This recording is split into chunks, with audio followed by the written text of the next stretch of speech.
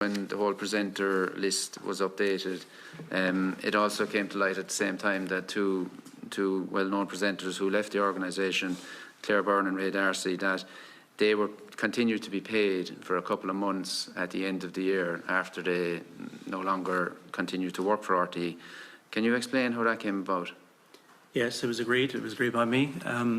We took them off air for different reasons. Obviously, Claire was leaving. We wanted Dave McCullough to come on air without her going straight to News Talk.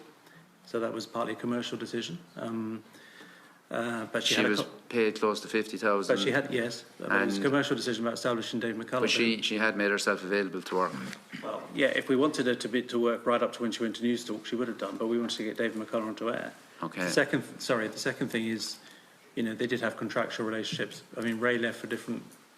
There were different reasons why he didn't carry on broadcasting, but he had a contractual relationship. So we thought it was the right thing to do to pay them to the end of the contract. You can see how it doesn't sit well with the public that almost 100,000 is paid. You say that, yeah, but yeah, okay. But I mean, these are decisions about trying to do the right thing, commercially and ethically. And I'm not saying the presenters did anything wrong here, but the decision was taken by RTE that they didn't have to continue to work. Yeah, because we thought presenters are employees, and we thought it was the correct thing to do.